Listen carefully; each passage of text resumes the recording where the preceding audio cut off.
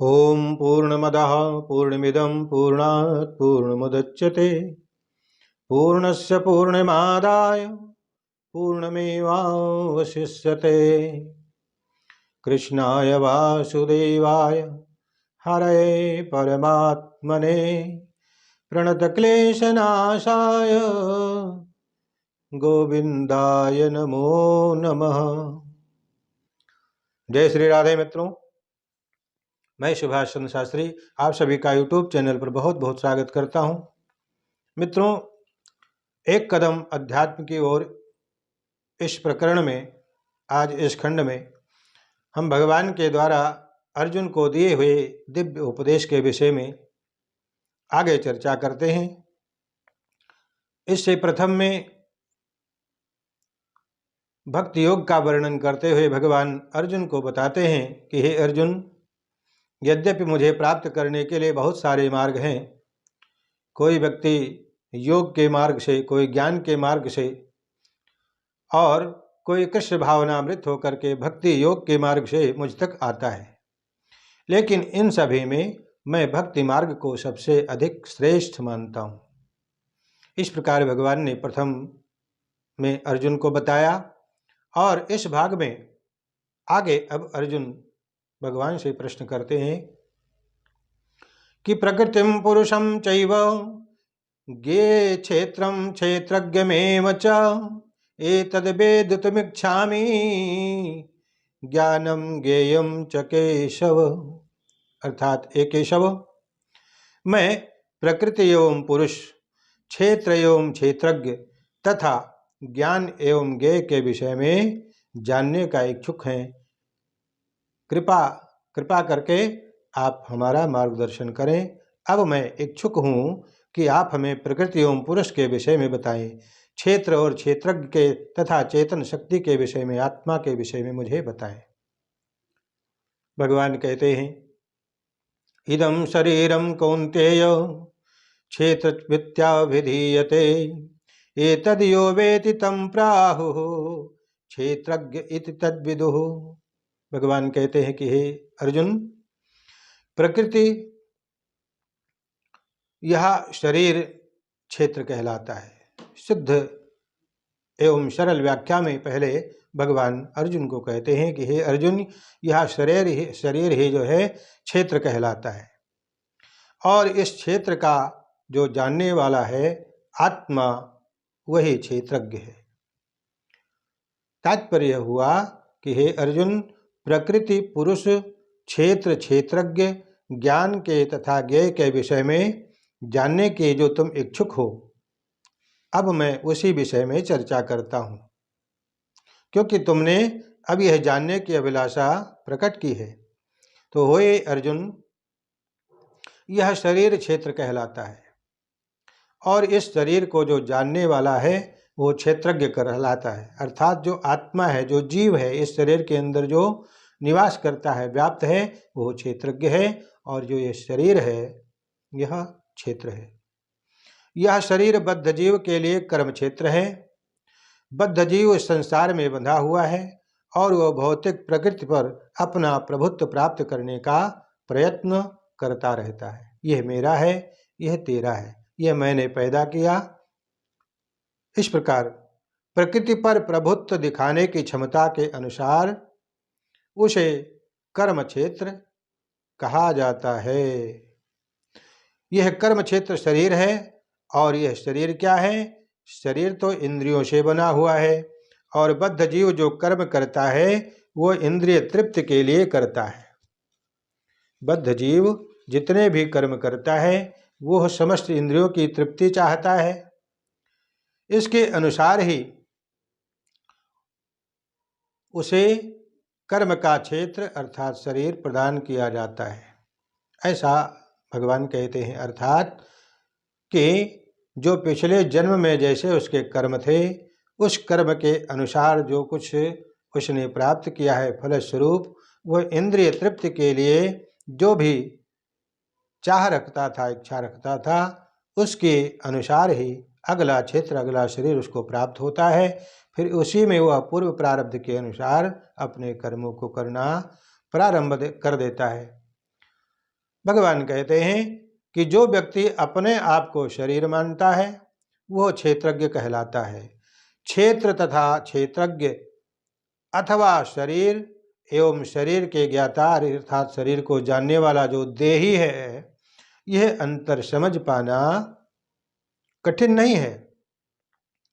कोई भी व्यक्ति यह सोच सकता है कि बाल्यकाल से वृद्धावस्था तक उसमें अनेक परिवर्तन होते हैं, फिर भी व्यक्ति तो वही रहता है, व्यक्ति में कोई बदलाव नहीं आता, इसलिए वह शरीर में रहने वाला शरीरी है अर्थात देही है। क्षेत्रज्ञं चापि मां विद्धि सर्वक्षेत्रेषु भारत क्षेत्र क्षेत्रज्ञयोर्ज्ञानम् यत्तज्ज्ञानं मतं मम। हे भरतवंशी, तुम्हें ये मालूम होना चाहिए कि मैं सर्व शरीरों में ज्ञाता भी हूँ और इस शरीर तथा उसके ज्ञाता को जान लेना ज्ञान कहलाता है, ऐसा मेरा मत है। मेरे विचार से जो इस शरीर में रहने वाला है उसके विषय में जो जान लेता है वही ज्ञानी कहलाता है। क्योंकि मैं तो प्रत्येक शरीर के कर्म क्षेत्र का ज्ञाता हूँ। व्यक्ति भले ही अपने शरीर का ज्ञाता हो, जैसे हमारा जो शरीर है हम उसके ज्ञाता हैं, ये मेरा हाथ है, ये मेरा मुंह है, ये कान है, पेट है, नाक है इत्यादि, हम सिर्फ अपने शरीर के अंदर अपने शरीर के विषय में जानते हैं। लेकिन जो उसके अंदर बैठा हुआ है चेतन प्रकाश, चेतना, आत्मा, वह संपूर्ण ज्ञाता है।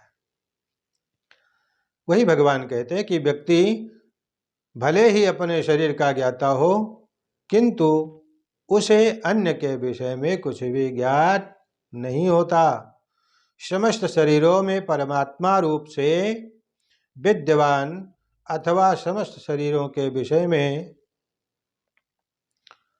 जो जानकारी है वह मैं रखता हूँ, क्योंकि जीव के साथ मेरा भी नित्य निवास होता है। वे जीवन की विविध योनियों के सभी शरीरों को जानने वाले हैं। एक नागरिक अपने भूमिखंड के विषय में जैसे सब कुछ जानता है, अब यहाँ प्रमाण दे करके बता रहे हैं कि कोई गांव में या शहर में रहने वाला व्यक्ति, वो जहाँ तक उसका अपना अधिकार है, ये मेरा प्लॉट है, ये मेरा घर है, ये मेरा खेत है इत्यादि, वो अपने के विषय में जानता है, सिर्फ अपने के विषय में, दूसरे के विषय में नहीं जानता है और सबके विषय में नहीं जानता है। सबके विषय में कौन जानता है? जो उस शहर का, उस नगर का, उस देश का जो राजा है, वो अपनी जगह पर ही बैठे बैठे सबकी संपत्तियों के विषय में खोज खबर रखता है, उन पर दृष्टि रखता है, नजर रखता है। उसी प्रकार जीव जो शरीरी है वह अपने देह के विषय में, अपने शरीर के विषय में जानता है, दूसरे के विषय में नहीं। लेकिन मैं उसके साथ में नित्य शुद्ध चेतना के रूप में निवास करता हुआ मैं तो सबके शरीर के विषय में, सबके विषय में, संपूर्ण क्षेत्र के विषय में सब कुछ जानता हूँ।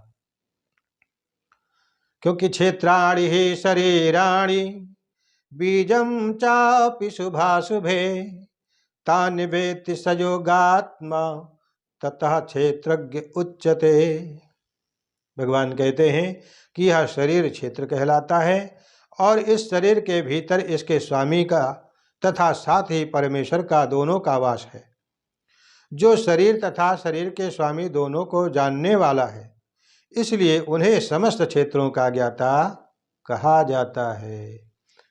उन्हें समस्त क्षेत्रों का ज्ञाता कहा जाता है कि जो शरीर में, शरीर के साथ में बैठा हुआ।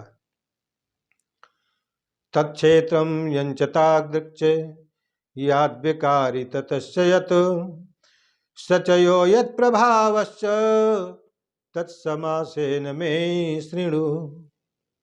हे अर्जुन, भगवान कह रहे हैं कि हे अर्जुन, अब तुम मुझसे यह संक्षेप में सुनो कि कर्म क्षेत्र क्या है, ये किस प्रकार बना है और इसमें क्या क्या परिवर्तन होते हैं, यह कहाँ से उत्पन्न होता है, इस कर्म क्षेत्र को जानने वाला कौन है और उसके क्या क्या प्रभाव हैं, अब तुम इस विषय में संक्षेप रूप से मुझसे सुनो। तात्पर्य यह है कि भगवान कर्म क्षेत्र तथा कर्म क्षेत्र के ज्ञाता अर्थात क्षेत्र एवं क्षेत्रज्ञ की स्वाभाविक स्थितियों का अब वर्णन कर रहे हैं। तात्पर्य हुआ कि मनुष्य को यह जानना होता है कि यह शरीर किस प्रकार बना हुआ है, यह शरीर किन किन पदार्थ से बना है, यह किसके नियंत्रण में कार्यशील है अर्थात काम करता है, इसमें किस प्रकार से परिवर्तन होते हैं, ये परिवर्तन आते कहाँ से हैं, यह कारण कौन से हैं, तथा आत्मा का चरम लक्ष्य क्या है, आत्मा का वास्तविक स्वरूप क्या है। मनुष्य को आत्मा तथा परमात्मा एवं उनके विभिन्न प्रभाव, उनकी शक्तियों आदि के अंतर को भी जानना चाहिए, ये तात्पर्य है। ऋषिभिर्बहुधा गीतम छंदोभिर्विविधैः पृथक् ब्रह्मसूत्र पदेशैश्च हेतुमद्भिर्विनिश्चितैः। भगवान कह रहे हैं कि वैदिक ग्रंथों में विभिन्न ऋषियों ने कार्यकलापों के क्षेत्र तथा उन कार्यकलापों के ज्ञाता के ज्ञान का वर्णन किया है। इसे विशेष रूप से वेदांत सूत्र में कार्य कारण के समस्त तर्क समेत प्रस्तुत किया जाता है एवं प्रस्तुत किया भी गया है। इस ज्ञान की व्याख्या करने में भगवान कृष्ण सर्वोच्च प्रमाण है। फिर भी विद्वान तथा प्रामाणिक लोग सदैव पूर्ववर्ती आचार्यों का ही साक्ष्य मानते हैं और साक्ष्य प्रस्तुत करते हैं। भगवान कहते हैं कि तुम, मैं तथा अन्य सारे जीव अर्थात हम सभी दिव्य हैं। भले ही यह शरीर भौतिक है, हम अपने अपने कर्मों के कारण प्रकृति के 3 गुणों के वशीभूत होकर के पतित हो गए हैं।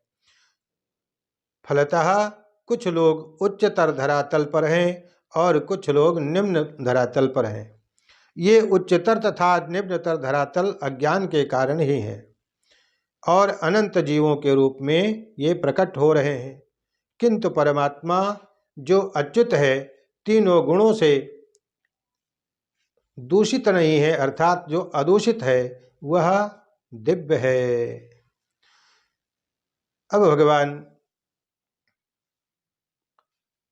प्रकृति के विषय में, पंच महाभूत आदि के विषय में अर्जुन को वर्णन करके बताते हैं। हे अर्जुन सुनो, जो तुम्हारा प्रश्न था वह सुनिए। महाभूतान्यहंकारो बुद्धिरव्यक्तमेव च इंद्रियाणि दशैकं च पंचचेन्द्रियगोचरा इच्छा देशः सुखं दुःखं संघातश्चेतना धृतिः एतच्छेत्रं समासेन सविकारमुदाहृतम्। पंचमहाभूत, अहंकार, बुद्धि, अव्यक्त अर्थात तीनों गुणों की अव्यक्त अवस्था, 10 इंद्रियां तथा मन, 5 इंद्रिय के विषय, इच्छा देश सुख दुख संघात, जीवन के लक्षण तथा धैर्य, इन सबको संक्षेप में कर्म का क्षेत्र तथा उसकी अंतः क्रियाएं अर्थात विकार कहा जाता है। तात्पर्य हुआ कि पहले तो पृथ्वी, जल, वायु तथा आकाश, ये 5 महाभूत हैं। इसको इस तरह से समझने का प्रयास करें कि सर्वप्रथम जो पंच महाभूत बताया वह पृथ्वी, जल, वायु, तेज, आकाश, फिर अहंकार, बुद्धि तथा तीनों गुणों की अव्यक्त अवस्था आती है। इसके बाद 5 ज्ञानेंद्रियां जैसे नेत्र, कान, नाक, जीभ तथा त्वचा, फिर कर्मेंद्रियां वाणी, पांव, हाथ, गुदा तथा लिंग इत्यादि, और इनके ऊपर मन होता है, जो भीतर रहने के कारण अंतः इंद्रिय कहा जाता है, अंतःकरण कहा जाता है। इस प्रकार मन समेत कुल 11 इंद्रियां होती हैं। फिर इन इंद्रियों के 5 विषय हैं, जैसे पृथ्वी का गंध है, जल का स्वाद, अग्नि का रूप, वायु का स्पर्श, आकाश का ध्वनि। ये 5 विषय हो गए पृथ्वी के। इसी प्रकार से जल के और इसी प्रकार अग्नि, आकाश, सभी के इस प्रकार 24 तत्वों का समूह जो बनता है वह कार्य क्षेत्र कहलाता है। यदि कोई इन 24 का अर्थात इन 24 विषयों का विश्लेषण करे तो उसे कार्य क्षेत्र समझ में आ जाता है। इसके बाद में फिर आता है इच्छा, द्वेष तथा सुख दुख नामक अंतः क्रियाएं, जो एक विकार के रूप में है, जो स्थूल देह के 5 महाभूतों की अभिव्यक्तियां हैं। चेतना तथा धैर्य द्वारा प्रदर्शित जीवन के लक्षण सूक्ष्म शरीर तथा मन, अहंकार, बुद्धि के प्राकट्य हैं। ये सूक्ष्म तत्व भी कर्म क्षेत्र में सम्मिलित रहते हैं। हे अर्जुन, इस प्रकार से यह शरीर इन समस्त तत्वों की अभिव्यक्ति है। अर्थात यह जो शरीर तैयार है, ये जो मैंने जितने तत्व आपको बताए हैं, ये उन सभी समूहों की एक अभिव्यक्ति से यह तैयार होता है। शरीर में 6 प्रकार के परिवर्तन होते हैं, जैसे उत्पन्न होना, उत्पत्ति होता है पहले, उसके बाद में बढ़ता है दूसरा, फिर टिकता है ये तीसरा हुआ, फिर चौथा है संतान आदि उत्पन्न करना, उसके बाद में धीरे धीरे क्षीण होना ये 5वां लक्षण है, और अंत में समाप्त हो जाना ये 6वां। ये 6 प्रकार के परिवर्तन शरीर के बताए गए। अतएव क्षेत्र अस्थायी भौतिक वस्तु है, लेकिन क्षेत्र का जो ज्ञाता क्षेत्रज्ञ है वह इससे भिन्न रहता है, उसमें कोई फर्क नहीं पड़ता, वो ज्यों का त्यों रहता है।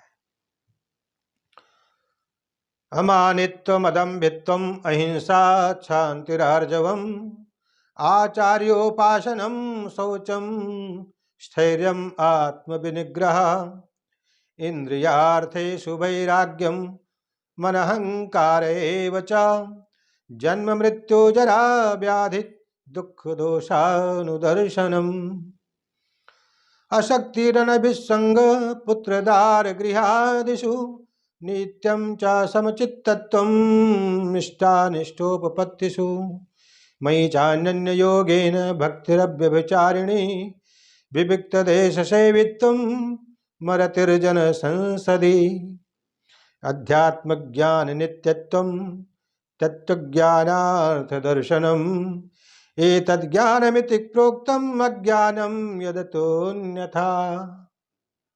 अब भगवान पुनः अर्जुन को कहते हैं कि हे अर्जुन, ध्यान पूर्वक सुनिए। जो मैंने शरीर के विषय में बताया कि 6 प्रकार से इसमें विलक्षण बदलाव होता है, अब आगे सुनिए। सच्चा ज्ञान किसे कहते हैं? सच्चा ज्ञान क्या है? विनम्रता, दंभहीनता, अहिंसा, सहिष्णुता, सरलता, प्रामाणिक गुरु के पास जाना, पवित्रता, स्थिरता, आत्मसंचय, इंद्रिय तृप्ति के विषयों का परित्याग करना, अहंकार का अभाव, जन्म मृत्यु वृद्धावस्था, रोग के दोषों की अनुभूति, वैराग्य, संतान, स्त्री, घर, अन्य वस्तुओं की ममता से मुक्ति, अच्छी तथा बुरी घटनाओं के प्रति समभाव होना, मेरे प्रति निरंतर अनन्य भक्ति, एकांत स्थान का सेवन करना, जन समूह से बिलगाव, आत्म साक्षात्कार की महत्ता को स्वीकारना तथा परम सत्य की दार्शनिक खोज करना, इन सब को मैं ज्ञान घोषित करता हूँ, और इनके अतिरिक्त जो भी है वो सब अज्ञान है। अर्थात इतने लक्षण जो भगवान ने अर्जुन को बताए, भगवान कहते हैं कि जो इन सभी को अपनाता है वो संपूर्ण रूप से ज्ञानी है, ऐसा मेरा मत है। और इसके जो विपरीत, इनके अन्यथा जो चलता है, आचरण करता है, मेरे निगाह में, मेरे समझ से वह सब अज्ञानपूर्ण है। तात्पर्य है कि कभी कभी अल्पज्ञ लोग ज्ञान की इस प्रक्रिया को कार्यक्षेत्र की अंतःक्रिया अर्थात विकार के रूप में मानने की भूल कर बैठते हैं, लेकिन वास्तव में यही असली ज्ञान की प्रक्रिया है। यदि कोई इस प्रक्रिया को स्वीकार कर लेता है तो परम सत्य तक पहुंचने की संभावना प्रबल हो जाती है, बढ़ जाती है। यह इसके पूर्व बताए गए 24 तत्वों का विकार नहीं है, यह वास्तव में इन तत्वों के पास से बाहर निकलने का साधन है। अर्थात देहधारी आत्मा 24 तत्वों से बने आवरण रूप शरीर में बंद रहता है, और यहाँ पर ज्ञान की जिस प्रक्रिया का वर्णन किया गया है वह इससे बाहर निकलने का एक साधन है। ऐसा भगवान अर्जुन को इशारा करते हैं कि जितने भी लक्षण मैंने आपको बताए, ज्ञानियों के यह ज्ञान के सारे लक्षण इस शरीर में से पृथक होकर के आत्म शांति प्राप्त करने की, परमात्मा प्राप्ति के साधन के स्वरूप हैं।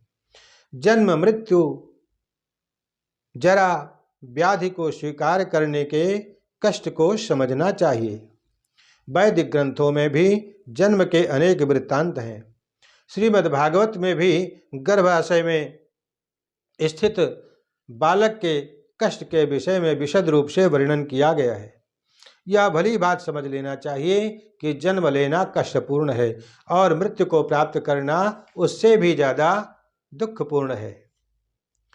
लेकिन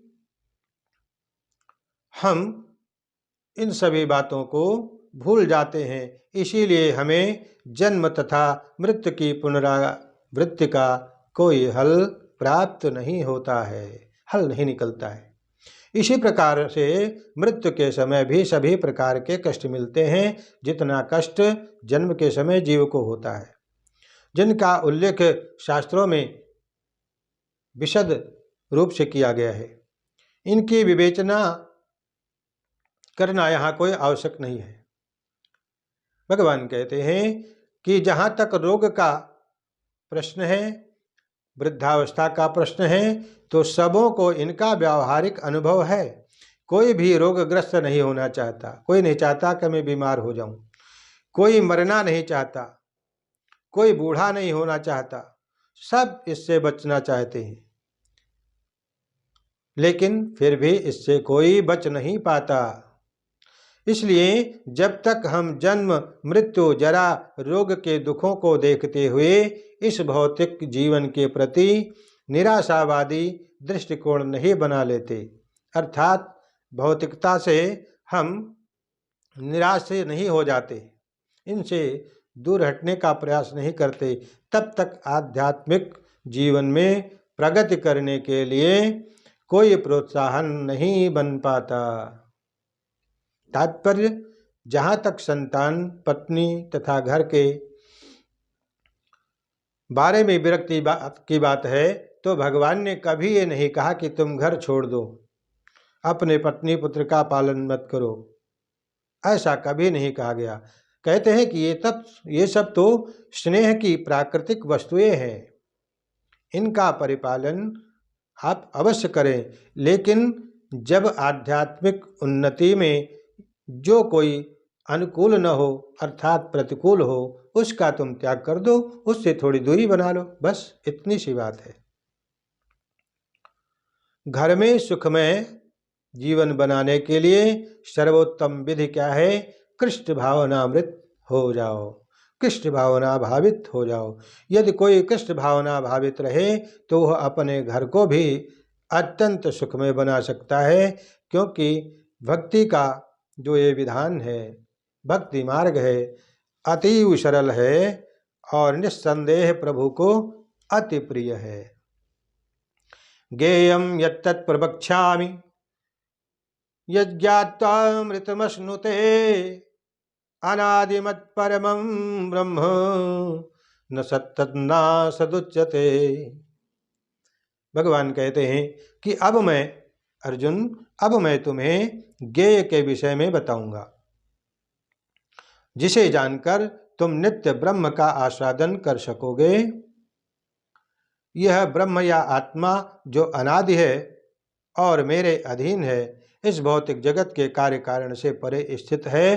अब मैं तुम्हें उसके विषय में बताऊंगा। तात्पर्य हुआ कि भगवान ने क्षेत्र तथा क्षेत्रज्ञ की व्याख्या कर दी। उन्होंने क्षेत्रज्ञ को जानने की विधि भी बता दी। अब वे ज्ञेय के विषय में बता रहे हैं। पहले आत्मा के विषय में, फिर परमात्मा के विषय में।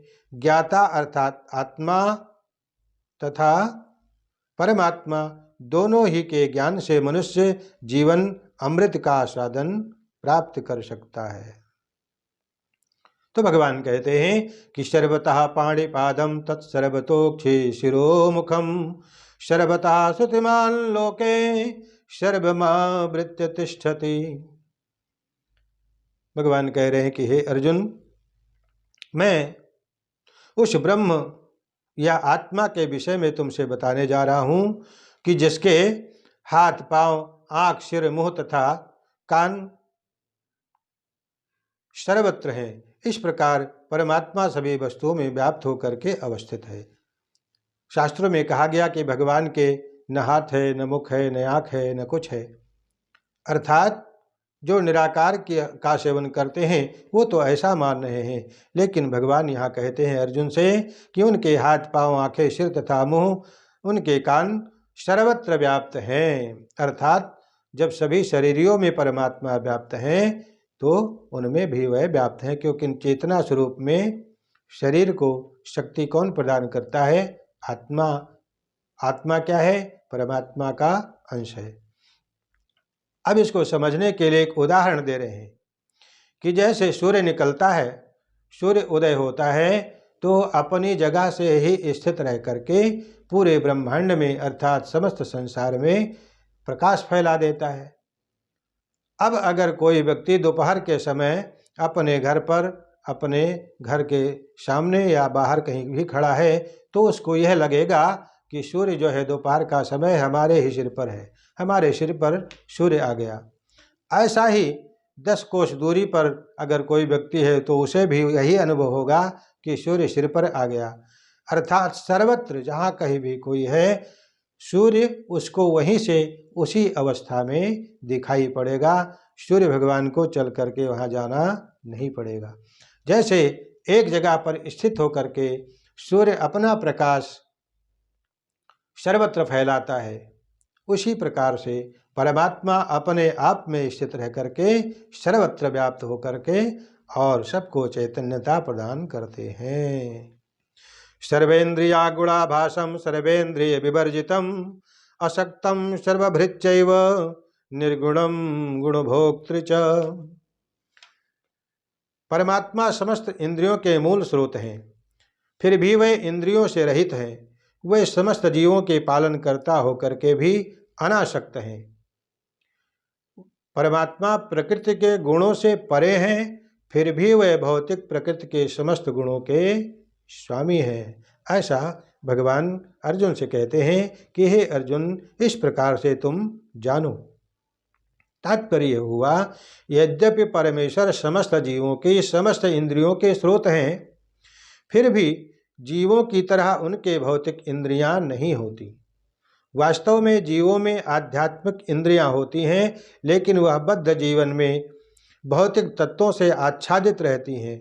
इसीलिए इंद्रिय कार्यों का प्राकट्य जो है वो कैसे होता है? पदार्थों के द्वारा होता है। परमेश्वर की इंद्रियां इस तरह आच्छादित नहीं रहती, उनकी इंद्रियां दिव्य होती हैं, अतएव निर्गुण कहलाती हैं। गुण का अर्थ है भौतिक गुण, लेकिन उनकी इंद्रियां भौतिक आवरण से रहित होती हैं, इसलिए उनको निर्गुण कहा जाता है।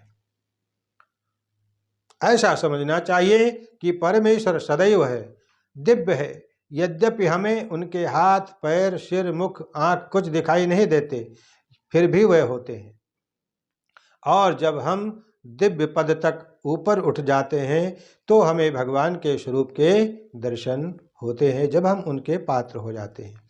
कलमशग्रस्त इंद्रियों के कारण हम उनके स्वरूप को देख नहीं पाते और निर्विशेषवादी भगवान को नहीं समझ सकते, क्योंकि वह भौतिक दृष्टि से सदैव प्रभावित रहते हैं, बद्ध रहते हैं, आच्छादित रहते हैं।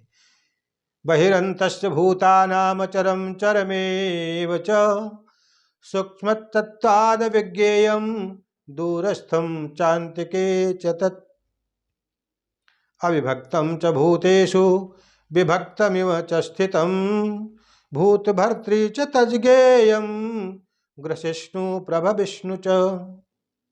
भगवान अब अर्जुन को कहते हैं कि परम सत्य जड़ तथा जंगम समस्त जीवों के बाहर तथा भीतर स्थित रहता है। सूक्ष्म होने के कारण वे भौतिक इंद्रियों के द्वारा जानने या देखने से परे हैं, अर्थात भौतिक इंद्रियों के द्वारा वह समझे नहीं जा सकते, भौतिक आँखों के द्वारा वो देखे नहीं जा सकते, पकड़े नहीं जाते। यद्यपि वे अत्यंत दूर रहते हैं, फिर भी सबों के सन्निकट भी हैं। ऐसा मानो, ऐसा जानो। यद्यपि परमात्मा समस्त जीवों के मध्य विभाजित प्रतीत होता है, लेकिन वह कभी भी विभाजित नहीं होता। वह एक रूप में स्थित रहता है। यद्यपि वह प्रत्येक जीव का पालन करता है, लेकिन ये समझना चाहिए कि वह सबों का संहार करता है और सबको जन्म भी देता है।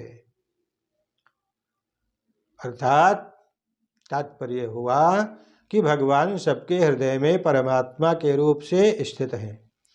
तो क्या इसका अर्थ ये हुआ कि वह बटे हुए हैं? नहीं, वह बटे नहीं हैं, वास्तव में वो एक ही है। और अभी जो प्रमाण सूर्य का दिया था, उसी सूर्य की रश्मियों की भांति वह एक जगह स्थित होकर के भी समस्त चराचर प्राणियों को प्रकाशित करते हैं, उनको चैतन्यता प्रदान करते हैं।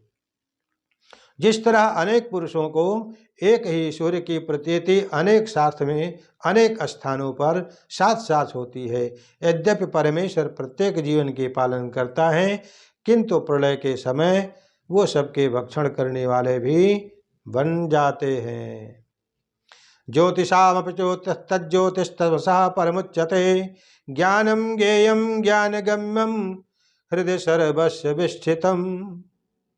भगवान कह रहे हैं कि हे अर्जुन, परमात्मा समस्त प्रकाशमान वस्तुओं के प्रकाश के स्रोत हैं, अर्थात ऊर्जा के भंडार हैं।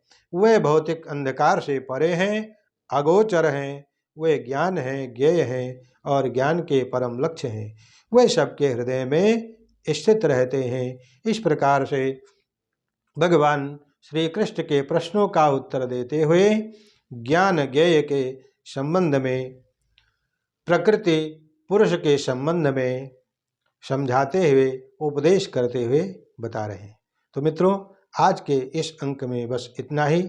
आप सभी हमारे चैनल को सब्सक्राइब करें, वीडियो को लाइक शेयर अवश्य करें। जय श्री राधे।